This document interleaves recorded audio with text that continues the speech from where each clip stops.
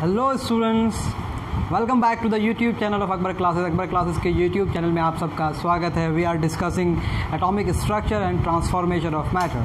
पहले लेक्चर में हम क्या क्या बात किए? पहले लेक्चर में हमने एलिमेंट्स के सिम्बॉल्स पर बात किया। Then we have discussed the first very atomic theory, that is Dalton's atomic theory. Dalton's atomic theory की सारी बातें हो चुकी थी।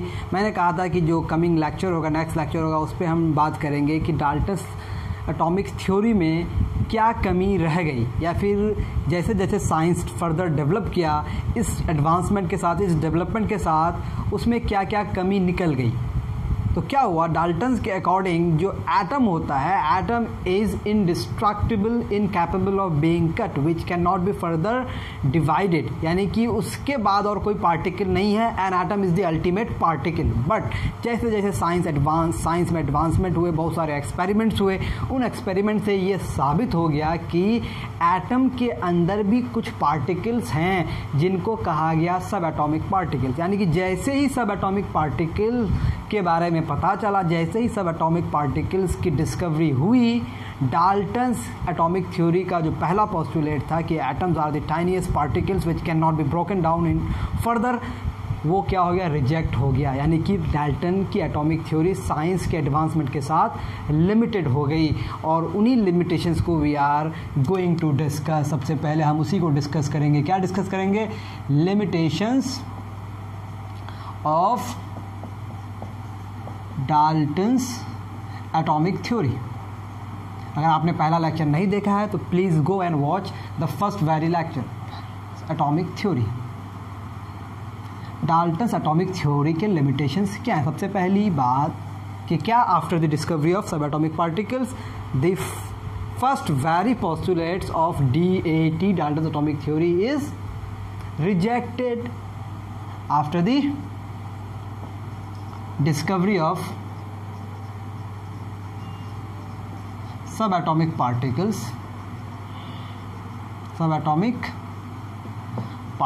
यानी कि एटम के अंदर जो पार्टिकल्स हैं। The first very postulate of DAT was, क्योंकि ये सारी कहानी हम लोग पढ़ रहे हैं, वॉज रिजेक्टेड।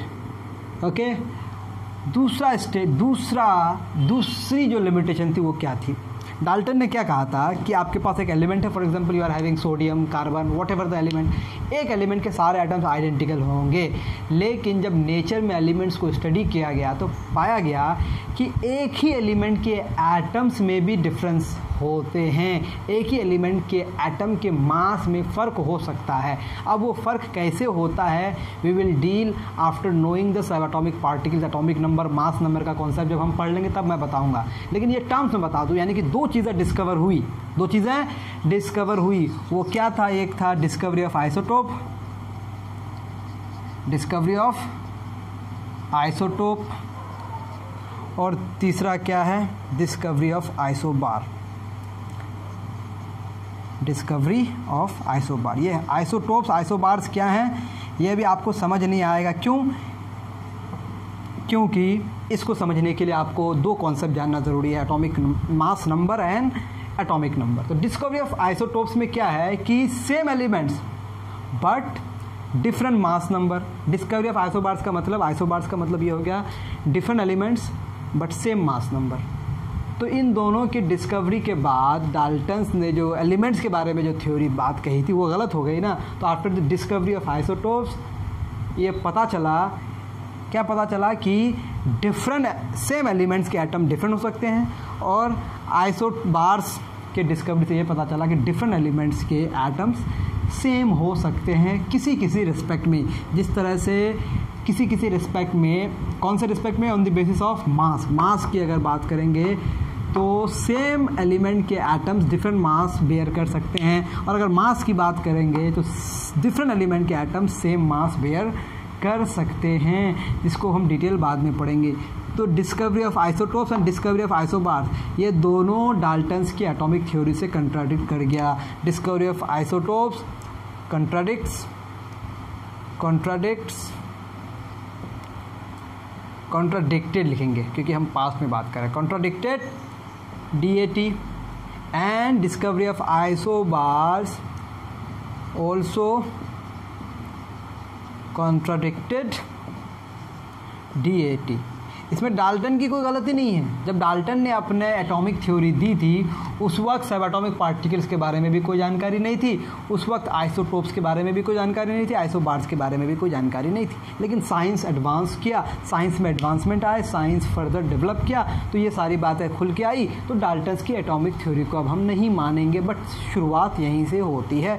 इसीलिए डाल्टन्स की बहुत ज़्यादा इज्जत है, रिस्पेक्ट है in the field of chemistry. Okay, now अब हमारे पास जब सब एटॉमिक पार्टिकल्स आ गया तो अब इन सब एटॉमिक पार्टिकल्स को हम लोग जानेंगे। तो सब एटॉमिक पार्टिकल्स की कहानी अगर हम शुरू करेंगे तो ये कहानी शुरू होती है with the discovery of radio activity. Radio activity एक फेनोमेना है जिसमें एलिमेंट्स के जो एटम्स होते हैं ये टूट के नए एलिमेंट्स बनाते हैं, which was very unique at that point of time. इसकी डिस्कवरी के बाद इन सब चीज़ों को जब स्टडी किया गया तो इस डिस्कवरी के मदद से यानी कि with the help of radio activity chemistry में बहुत बड़े बड़े एक्सपेरिमेंट्स हुए। इन एक्सपेरिमेंट्स को करने वाले सबसे पहला जो नाम था वो था J.J. थॉमसन, उसके बाद आ गया यूगन गोल्डस्टीन और भी कुछ नाम हैं, जेम्स चैडविक। इन लोगों के लगातार एक्सपेरिमेंटल एफर्ट से उन्होंने बहुत सारे एक्सपेरिमेंट्स किए और इससे पता ये चला, क्या पता चला कि एटम कंसिस्ट ऑफ फर्दर सब एटॉमिक पार्टिकल्स, यानी कि एटम एक अल्टीमेट पार्टिकल नहीं है, एटम के अंदर भी कुछ पार्टिकल्स हैं, यानी कि यहाँ से हमें मिला क्या, सब एटॉमिक पार्टिकल्स। अब जब सब एटॉमिक पार्टिकल्स मिल गए अब सवाल क्या आता है कि ये सब एटॉमिक पार्टिकल्स यानी कि ये जो पार्टिकल्स हैं ये पार्टिकल्स एटम के अंदर अरेंज कैसे हैं, how these particles are arrange. फिर हमारे पास क्या आती है, एटॉमिक थ्योरी आती है रिगार्डिंग एटॉमिक स्ट्रक्चर, यानी कि उसको हम क्या बात बोलेंगे, एटॉमिक स्ट्रक्चर। पहले तो पता चला कि एटम के अंदर पार्टिकल्स हैं, एग्जिस्टेंस ऑफ पार्टिकल्स प्रूव हुआ पहले। Okay, after that we need a model how these particles are arrange. समझ में आ रही बात, जैसा कि मैं एक शहर के बारे में मुझे जानकारी हो गई, अब मुझे जानना यह है कि उस शहर में लोग रहते कैसे हैं, वहाँ के लोगों का लिविंग स्टैंडर्ड क्या है। उसी तरह से जब एटम के अंदर पता चल गया कि एटम के अंदर सब एटॉमिक पार्टिकल्स हैं, then what we need to know how these particles are arrange, that was the major challenge. फिर इसके लिए डिफरेंट साइंटिस्ट आए, डिफरेंट मॉडल्स दिए। सबसे पहला मॉडल जो प्रपोज किया गया था, that model was propose by J.J. Thomson and that model was followed by Rutherford, फिर बोर आया, फिर हाइजेनबर्ग आया, फिर हमारे पास जो मॉडर्न क्वांटम मैकेनिकल मॉडल है। तो हम लोग हायर क्लासेस में जाएंगे, एक एक मॉडल को डिस्कस करेंगे। अभी आप सब्र रखें, पेशेंस रखें और जितना मैं पढ़ा रहा हूँ उतना आप अपने क्लास के अकॉर्डिंग पढ़ें। तो let's start with the fundamental particles of atom, जिसको आप बोलेंगे सब atomic particles of atom. Okay, क्या डिस्कस करेंगे हम लोग, fundamental particles of atom, those are also known as fundamental। ये कोई हाइपोथेटिकल बात नहीं है, ये कैसे पता चला, एक्सपेरिमेंटल एविडेंस से पता चला। Fundamental particles of atom, okay, जिसको आप क्या बोलेंगे, सब एटॉमिक पार्टिकल्स, सब एटॉमिक पार्टिकल्स। सब एटॉमिक पार्टिकल्स क्या क्या है हमारे पास, हमारे पास 3 सब एटॉमिक पार्टिकल है, electron, then we have proton, then we have neutron. Okay, electron, proton and neutron. एक एक करके बात करते हैं। Let's start with electron. भाई इलेक्ट्रॉन है क्या, इलेक्ट्रॉन को आप सिंबलाइज किससे करेंगे, it can be symbolised as E. Okay, E minus. क्यों ई माइनस, क्योंकि ये इलेक्ट्रॉन क्या है, negatively charge particle, negatively charge particle. Okay, अब इस पर चार्ज कितना है, चार्ज का अगर वैल्यू देखें, इसका चार्ज का वैल्यू इसका होता है माइनस, क्योंकि this is a negatively charge particle, तो हम क्या लगाएंगे, नेगेटिव 1.6 × 10⁻⁻19 कूलम, COULOMB। ओके, इसको सिंबलाइज सी से करते हैं हम लोग, this equals to -4.8 into 10 raise to the power -10 ESU. This is electrostatic unit. Charge को मेजर करने का एक यूनिट है. इन दोनों में से कुछ भी लिखें आप. ओके. अब इलेक्ट्रॉन जो है, इलेक्ट्रॉन के बारे में और अगर आप बात करें, it was discovered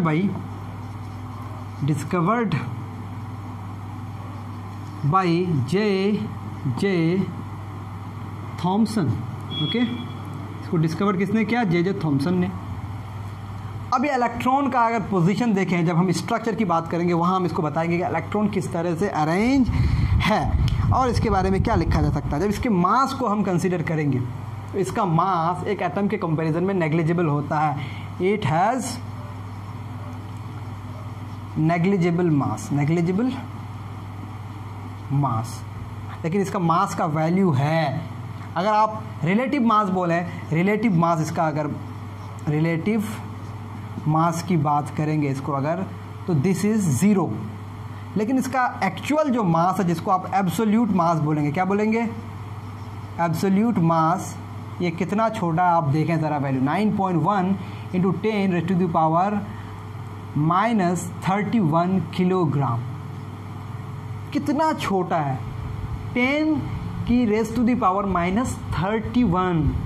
very very small, extremely small. इसीलिए इस मास को नेग्लिजिबल मास कहा जाता है. रिलेटिव मास इसका 0 हो जाता है. अगर रिलेटिव चार्ज की बात करें हम,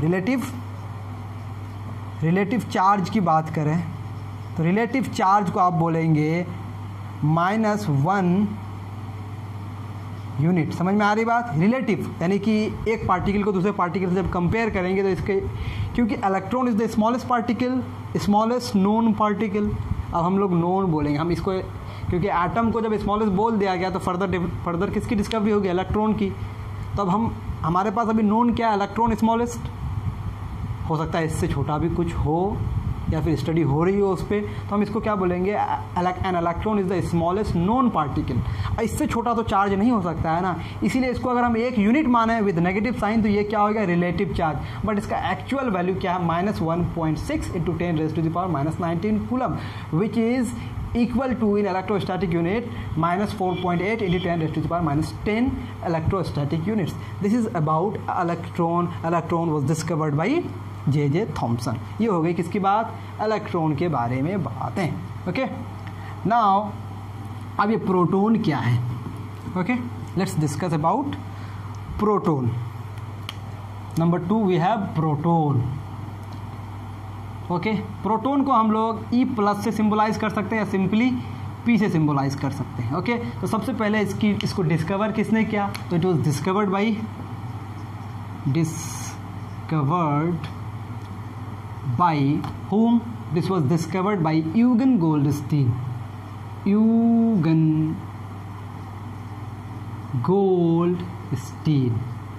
ओके. अब इससे रिलेटेड बात है. Number 1, positively charge particle. This is positively charge particle. Okay. अब अगर इसके हम रिलेटिव चार्ज की बात करें, रिलेटिव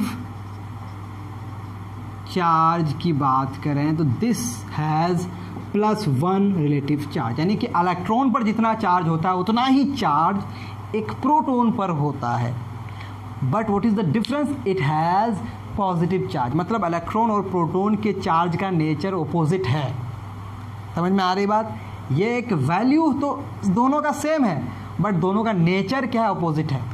नेगेटिव और पॉजिटिव होने का मतलब ये नहीं कि एक बड़ा है एक छोटा है. नहीं, नेगेटिव और पॉजिटिव चार्ज होने का मतलब है चार्ज का एक नेचर है. Charge has 2 nature, positive nature and negative nature, यानी कि एक दूसरे का अपोजिट नेचर. समझ में आ रही बात?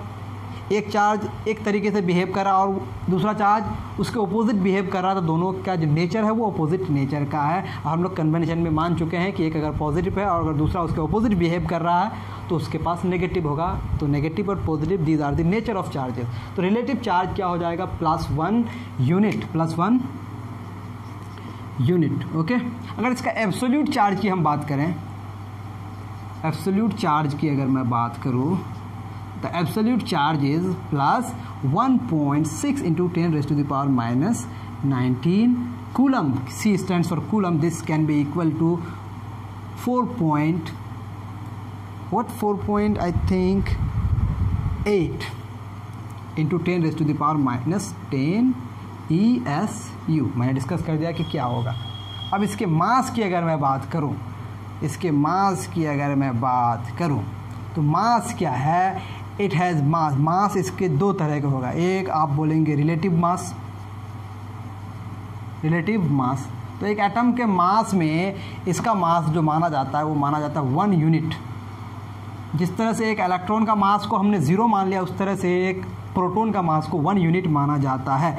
और इसका एब्सोल्यूट मास जो है, it's absolute mass is 1.67 into 10 raised to the power minus 27 kilogram. यानी कि 10 raised to the power इसका अगर 10 के पावर देखें तो 10 raised to the power 5 times ज़्यादा है.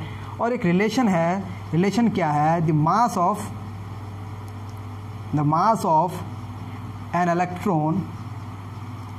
an electron is 1/1837 times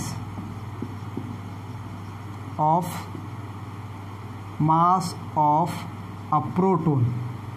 समझ आई मेरी बात? एक प्रोटॉन के मास का इतना टाइम्स है, 1/1837 टाइम्स है एक इलेक्ट्रॉन का मास. यानी कि इतना छोटा होता है, इतना कम होता है. यानी कि एक प्रोटॉन को अगर आप 1837 पार्ट्स में डिवाइड करेंगे तो उनमें से एक पार्ट किसके बराबर? इलेक्ट्रॉन के बराबर होगा. इसीलिए आप कह सकते हैं mass of an electron is negligible as compare to the mass of the proton, and this is the relationship between them. You should remember this.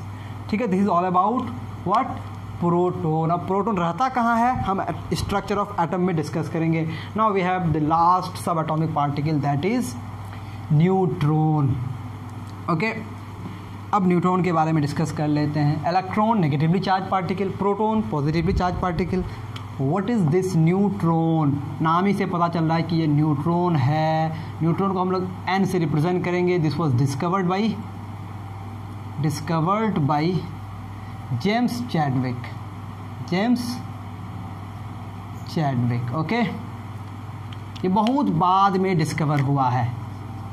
इस पर अगर चार्ज की बात करूं मैं तो इसके पास चार्ज है 0, मतलब it is neutral, it has no charge.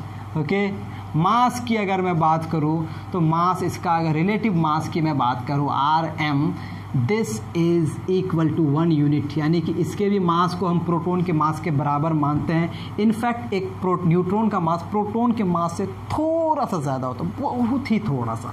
और एब्सोल्यूट मास की मैं अगर बात करूं, दिस इज़ 1.67. इसके फर्दर और भी कुछ डिजिट्स हैं, है ना, लेकिन 10 पे जो पावर है वो सेम है. इसीलिए मास ऑफ प्रोटॉन और mass of neutron is almost same. Mass of proton is almost same as the mass of a neutron. Okay, समझ में आई मेरी बात? यानी कि एक एटम का जो मास होता है वो बेसिकली किसकी वजह से होता है? न्यूट्रॉन और प्रोटॉन की वजह से होता है. The mass of an atom is basically because of the presence of proton and neutron, and the mass of an electron is negligible as compare to the mass of an atom. I think you are getting my point. तो this is all about the electron, proton and neutron. These are the सब atomic particles. Different experiment से ये different आपके पास क्या आए? सब atomic particles आए. Now what we have to know, now we have to know the structure of atom. अब हमें एटम के स्ट्रक्चर को जानना है. और हम जो मॉडर्न हमारे पास जो कॉन्सेप्ट है एटम के स्ट्रक्चर के रिगार्डिंग, वो तो क्वांटम मैकेनिकल कॉन्सेप्ट है, that we will deal in higher classes. अभी हम लोग क्या जानेंगे? Classical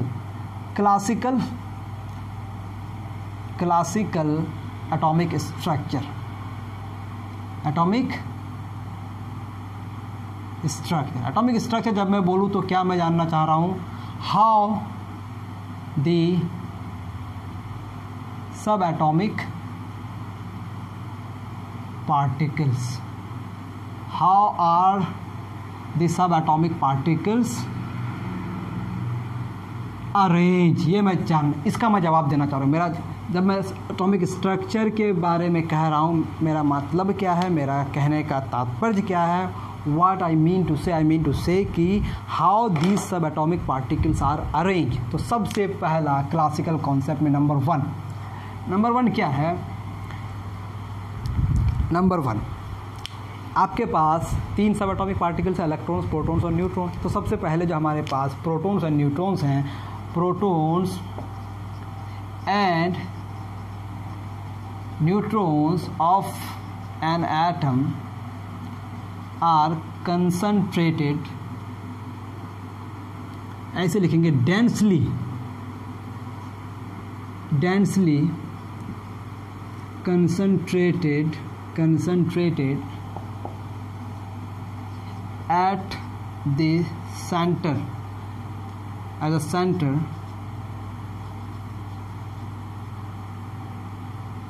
of it,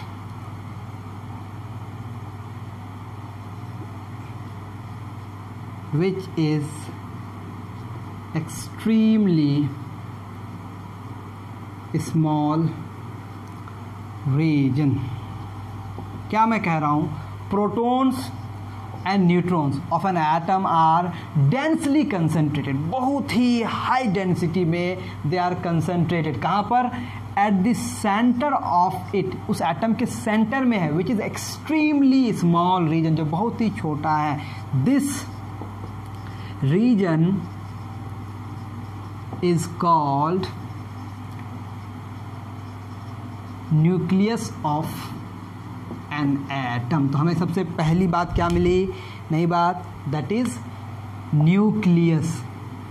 okay, nucleus of an atom. What is the nucleus? Nucleus is the extremely small region which is the centre of an atom. At this reason the protons and neutrons are densely concentrated. Okay, this was the first very thing about classical atomic structure. Number 2, अब electrons की कहानी क्या हो गई? Electrons इस nucleus के बाहर क्या करता है? घूमता है। उससे पहले मैं एक बात बोल दूं कि most of the space in an atom is empty. ये बात आप पहले जान लें, तभी आप समझ पाएंगे। न्यूक्लियस हो गया सबसे पहले, बहुत ही छोटे रीजन में, उसके बाद बहुत ज़्यादा स्पेस खाली है। देन आता है electrons. Now electrons revolve in circular paths around the nucleus, अब आपके पास सेंटर हो गया न्यूक्लियस, उसमें ज़्यादातर स्पेस खाली है। उसके बाद इलेक्ट्रॉन्स घूम रहे हैं। कैसे घूम रहे हैं? Electrons are revolving in circular paths. Okay, electrons revolve in circular paths around the nucleus. Okay, these circular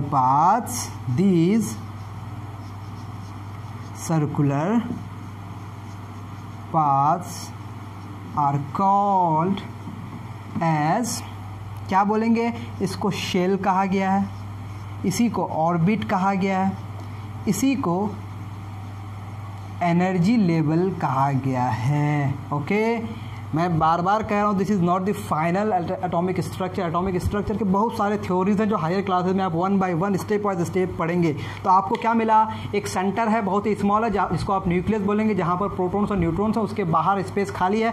और फिर सर्कुलर पाथ्स हैं जिसमें इलेक्ट्रॉन्स क्या कर रहे हैं? रिवॉल्व कर रहे हैं, घूम रहे हैं। और इन सर्कुलर पाथ्स को आप या शेल बोलेंगे, या तो ऑर्बिट बोलेंगे, या तो एनर्जी लेवल बोलेंगे, या फिर इसी को कहा जाता है स्टेशनरी ऑर्बिट। बहुत सारे नाम है, स्टेशनरी ऑर्बिट।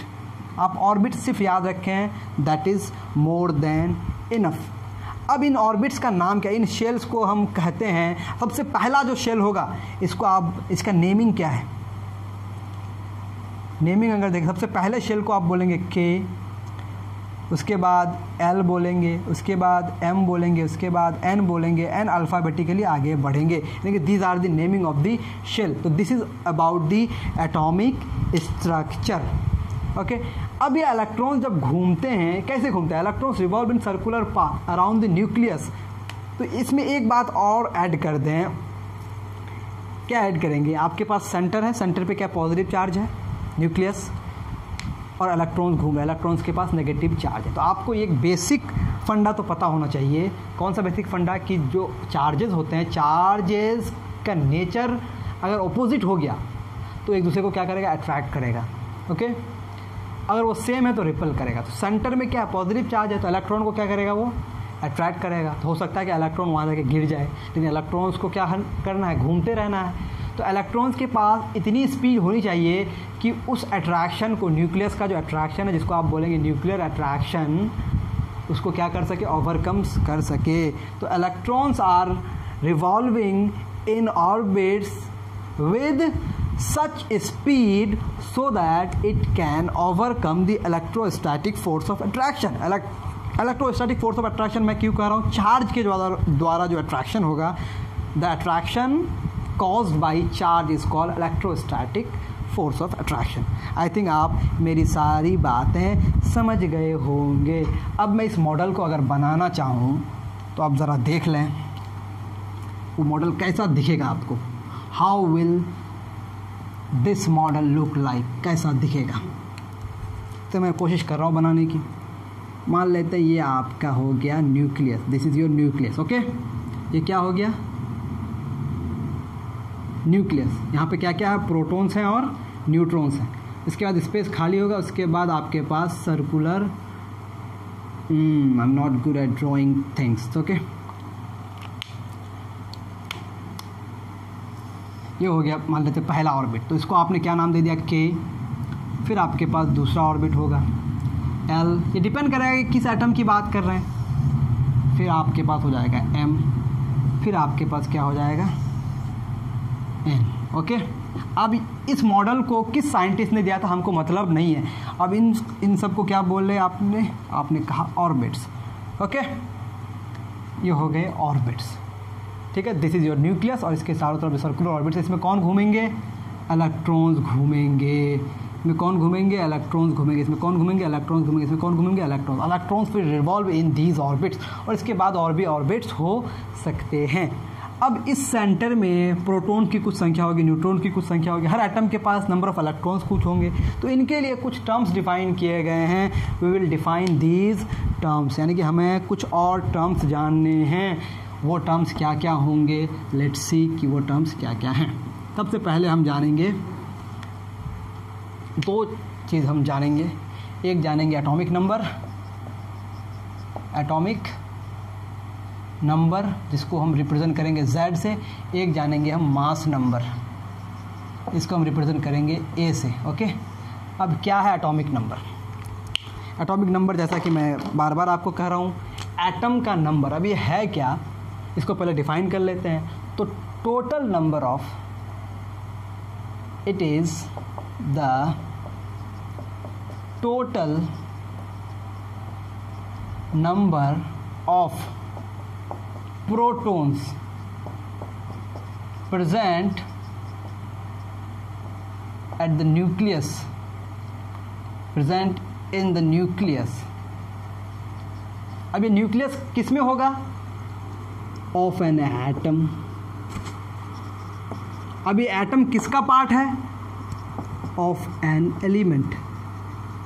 तो मैं क्या कह रहा हूँ, किसी एक एलिमेंट के एक एटम के न्यूक्लियस में टोटल कितना प्रोटॉन्स है, इसी प्रोटॉन की संख्या को आप क्या कहते हैं? Atomic number. यानी कि Z इक्वल्स टू एक्चुअली क्या है? नंबर ऑफ प्रोटॉन्स है।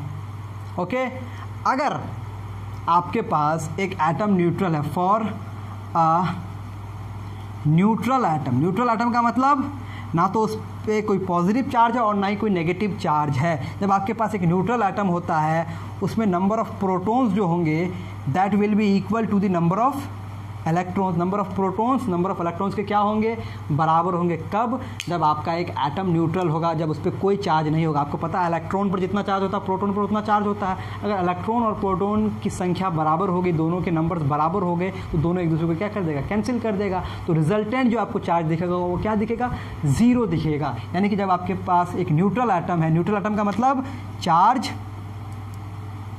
बराबर क्या होगा, जीरो। चार्ज जीरो होने के लिए नंबर ऑफ प्रोटॉन्स को नंबर ऑफ इलेक्ट्रॉन्स के बराबर होना पड़ेगा। तो जब आपके पास न्यूट्रल एटम होगा, number of protons number of electrons के बराबर होंगे। यानी कि आप कह सकते हैं Z equals to number of protons which is equal to number of electrons. तो ये हो गया आपका एटॉमिक नंबर। और एटॉमिक नंबर हर एक एलिमेंट का अलग अलग होता है। Okay, now we have mass number. ये मास नंबर क्या है, it is the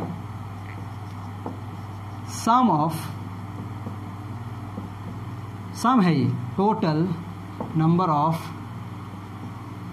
protons and neutrons.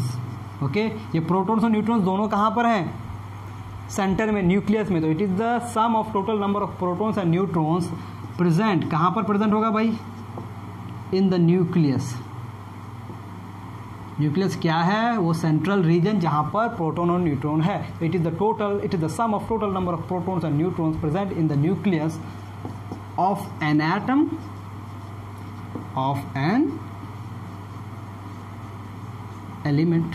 Okay, एक एलिमेंट के एटम के न्यूक्लियस में टोटल प्रोटॉन्स और न्यूट्रॉन का जो सम होगा वो क्या कहलाएगा, मास नंबर। तो A इक्वल्स टू क्या हो गया, number of protons plus number of neutrons, number of neutrons number of protons. Okay, अभी हम देखें कि नंबर ऑफ प्रोटॉन्स किसके बराबर होता है, नंबर ऑफ इलेक्ट्रॉन्स, और number of electrons number of protons किसके बराबर होता है, एटॉमिक नंबर के बराबर होता है। तो A इक्वल्स टू आप लिख सकते हैं नंबर ऑफ प्रोटॉन्स की जगह Z plus number of neutrons.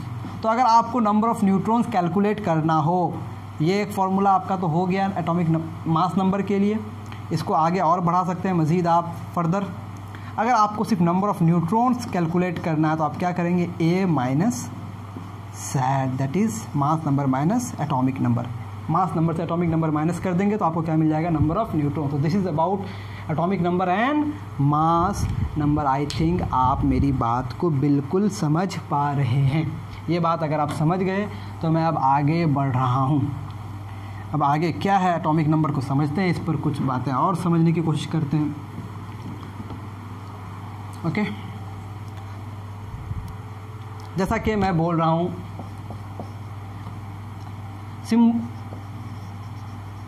Symbol में कैसे इसको लिखेंगे। जैसा कि मेरे पास एक एलिमेंट है, मान लेते हैं कोई x कोई एलिमेंट है, ये कोई एलिमेंट है x इज एन एलिमेंट, ठीक है। तो इस x के साथ मैं कुछ चीज़ें लिखना चाह रहा हूँ। इस x के टॉप में लेफ़्ट साइड में अगर मैं यहाँ लिखता हूँ कोई नंबर, कुछ भी नंबर, यहाँ पर जो नंबर लिखा जाता है वो A लिखा जाता है और यहाँ पे क्या लिखा जाता है, Z। ओके, तो ये A क्या है आपका, मास नंबर। ओके, और ये Z क्या है, एटॉमिक नंबर। यानी कि जो नीचे लिखा जा रहा है वो आपका क्या कहलाएगा, एटॉमिक नंबर, और जो ऊपर लिखा जा रहा है वो क्या कहलाएगा, मास नंबर। फॉर एग्जाम्पल देखते हैं। फॉर एग्जाम्पल मैं लिख रहा हूँ ऑक्सीजन, मैं यहाँ लिखा 8 और मैं यहाँ लिखा 16। इससे क्या पता चला, इससे ये पता चला कि इसका जो Z है दैट इज़ एटॉमिक नंबर जो है वो कितना है, वो है 8। और जितना एटॉमिक नंबर होता है वही क्या होता है, नंबर ऑफ प्रोटॉन्स। और जब तक इस पर कोई चार्ज नहीं है यही क्या होता है, नंबर ऑफ इलेक्ट्रॉन्स। यानी कि जब मैं सिंबलाइज कर दिया इतने सारे इन्फॉर्मेशन मिल गए। और ये 16 है मतलब A that is mass number. Mass number कितना हो गया, 16। और मास नंबर 16 होने का मतलब number of protons plus number of neutrons. हमें पता है नंबर ऑफ न्यूट्रॉन्स कितना है, 8 है। तो नंबर ऑफ प्रोटॉन्स 8 है, नंबर ऑफ न्यूट्रॉन्स अगर कैलकुलेट करेंगे आप क्या करेंगे, 16 that is mass number minus atomic number Z that is 8, देखिए 8। तो ऑक्सीजन के पास नंबर ऑफ प्रोटॉन्स कितने हो गए, 8। नंबर ऑफ इलेक्ट्रॉन्स कितने हो गए, 8। नंबर ऑफ न्यूट्रॉन्स कितने हो गए, ये भी 8। तीनों 8 8। समझ पा रहे हैं मेरी बात? तो this is called atomic number, mass number, number of neutrons, number of proton. इसी तरह से मैं कोई दूसरा एलिमेंट लिख रहा हूँ, लेट्स से कि हमारे पास सोडियम है। क्या है? सोडियम। सोडियम का एटॉमिक नंबर होता है कितना? 11, और इसका मास नंबर होता है 23। ए इक्वल्स टू कितना हो गया? 23। जेड इक्वल्स टू कितना हो गया? 11। तो नंबर ऑफ न्यूट्रॉन्स निकालने के लिए क्या करेंगे? A minus Z that is 23 minus 11 that is कितना हो गया आपके पास? 12। और अगर आपको यहाँ बोला जाए z equals to number of protons हो गया, और यही हो गया नंबर ऑफ इलेक्ट्रॉन्स। तो इस तरह से आप कैलकुलेट कर सकते हैं नंबर ऑफ प्रोटॉन्स और नंबर ऑफ इलेक्ट्रॉन्स। मैं कह रहा था कि जब मैं आपको एटॉमिक नंबर और मास नंबर बता दूं तो I will define what isotopes and isobars. तो जान लेते हैं कि आइसोटोप्स क्या होते हैं और आइसोबार्स क्या होते हैं। Let's know about isotopes and isobars, then we will finish this lecture. और उसके बाद एक और लेक्चर करेंगे जिसमें हम जानेंगे क्या? इलेक्ट्रॉनिक कन्फिग्यूरेशन, और फिर वैलेंसी वगैरह सीखेंगे। अभी चैप्टर में और बहुत सारी चीज़ें पढ़ना बाकी है, तो धीरे धीरे करते हैं, जान लेते हैं आइसोटोप्स एंड आइसोबार्स। ओके, एक तरफ आप लिखें आइसोटोप्स, एक तरफ आप लिखेंगे आइसोबार्स। Isobars, okay. आइसो के माने होते हैं सिमिलर, दोनों में सिमिलर वाला टर्म है। ओके, लेकिन क्या दोनों में फ़र्क है? आइसोटोप्स क्या होते हैं? Isotopes are the atoms of same element. Isotopes are the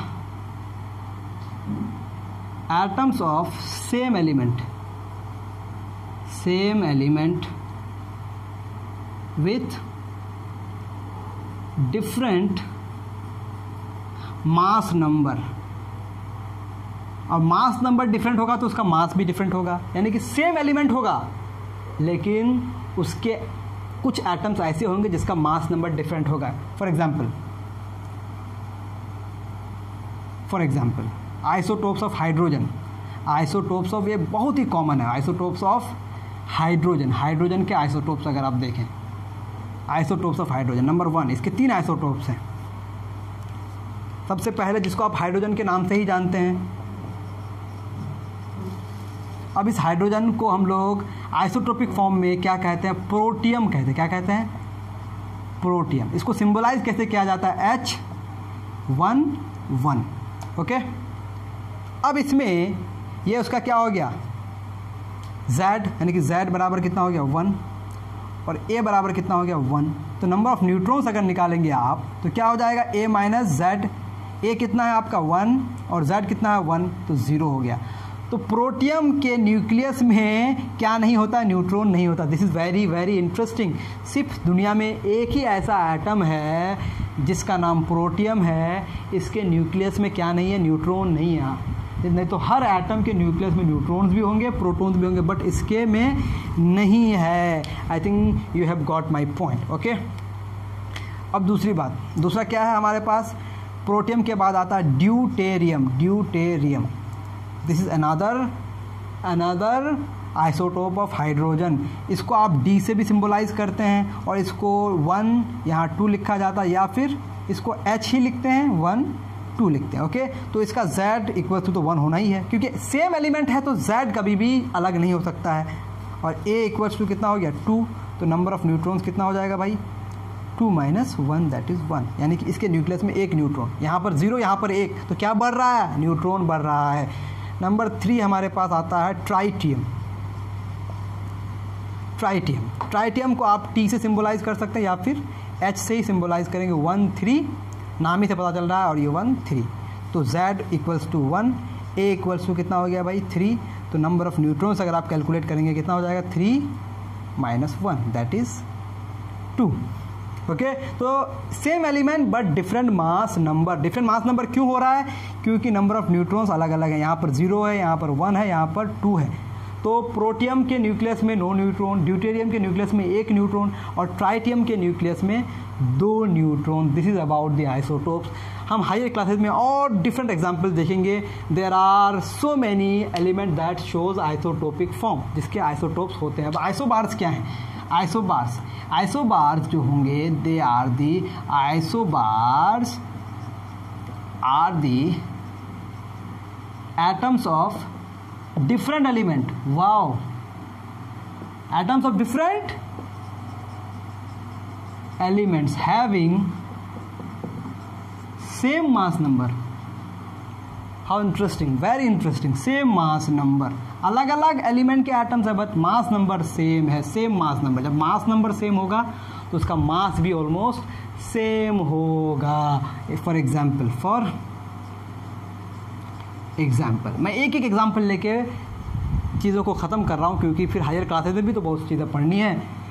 calcium and argon. Okay, calcium का एटॉमिक नंबर होता है 20 और आर्गन का एटॉमिक नंबर होता है 18. डिफरेंट एलिमेंट्स लेकिन दोनों का mass number 40. Okay, same mass number but different atomic number, यानी कि different element same mass number. तो आइसोटोप्स के लिए क्या हो जाएगा? Same Z but different A. Same Z होने का मतलब क्या हो जाएगा भाई? यहां लिख रहा हूं मैं. सेम Z सेम मतलब नंबर ऑफ प्रोटॉन सेम, यानी कि same number of protons. Same number of protons होगा तो क्या बोल सकते हैं आप? Same number of electrons. उसी तरह से अगर आपके पास आइसोबार्स हैं तो आइसोबार्स में क्या होगा? सेम, सिर्फ क्या होगा? मास नंबर अलग हो गया ना. बात सेम A बट डिफरेंट. पता नहीं आपको बोर्ड यहाँ विजिबल है कि नहीं. डिफरेंट मैं बोल रहा हूँ, आप इसी से सुन के बस याद रख लें. Different different Z. इसका मास नंबर तो सेम होगा बट एटॉमिक नंबर क्या होगा? डिफरेंट होगा, यानी कि डिफरेंट एलिमेंट. तो isobars different element same mass number, isotope same element different mass number. तो ये थी कहानी आइसोबार्स आइसोटोप्स तक. Atomic number, mass number, we have discuss everything. हमने ऑर्बिट जाना, हमने न्यूक्लियस जाना, हमने सब एटॉमिक पार्टिकल्स के बारे में डिस्कस किया. Now in the next lecture what we will discuss the electronic configuration. अब हम जानेंगे, ये तो हम जान गए कि इलेक्ट्रॉन्स सर्कुलर पाथ ऑर्बिट्स में घूम रहे हैं, बट अब हमें ये जानना है कि किस ऑर्बिट में कितने इलेक्ट्रॉन्स घूमेंगे और उसके लिए क्या क्या हमारे पास रूल्स होंगे. That will be the most important part of this chapter. So आप इस लेक्चर को कंप्लीट करने के बाद उस लेक्चर के लिए इंतज़ार करें और ढेर सारा लाइक के बटन को दबा दें. आप चैनल को शेयर करें, सब्सक्राइब करें. अगर आपको शौक़ हो, अगर आपको लगता हो कि आप हमारे वीडियोज़ से बेनिफिट ले रहे हैं, फ़ायदा ले रहे हैं, तो प्लीज़ डोनेट अस. अगर आप डोनेट करेंगे तो we can make more and more videos. Your donation will really boost up our energy. Thank you very much for joining us. Bye bye, take care.